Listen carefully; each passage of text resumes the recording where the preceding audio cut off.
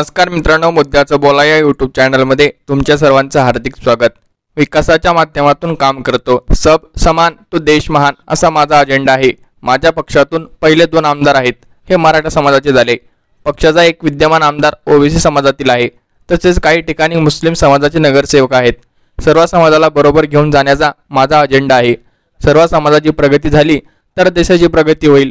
मात्र काही प्रमाणात मनोज जरांगे यांच्या आंदोलनाचा मला फटका बसला असे विधान महायुतीचे उमेदवार महादेव जानकर यांनी केले आहे। परभणीच्या जनतेचे आभार मानतो, त्यांनी मला लवकर स्वीकारले।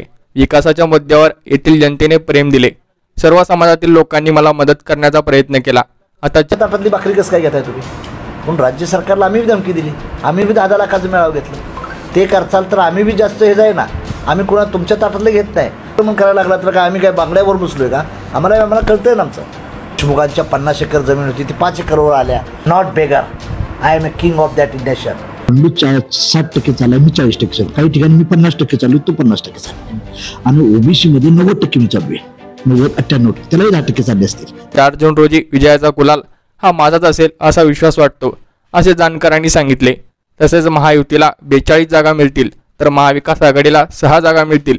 देशात नरेंद्र मोदी पुन्हा पंतप्रधान होतील। परभणीचा खासदार म्हणून मी शपथ घेईल असेही महादेव जानकर यांनी म्हटले आहे। मात्र जानकरांनी हे मान्य केलं की मला जरांगे पाटलांचा फटका बसला। हा फटका आता त्यांना विजयी करतो की पराभूत करतो हे पाहणं महत्त्वाचं ठरणार आहे। तुम्हाला काय वाटतं, जरांगे पाटील इफेक्ट महादेव जानकरांना पराभूत करेल का? याविषयी आपली प्रतिक्रिया नक्की कमेंट बॉक्समध्ये सांगा व चॅनलला सबस्क्राईब केले नसेल तर नक्की सबस्क्राईब करा। मनपूर्वक धन्यवाद।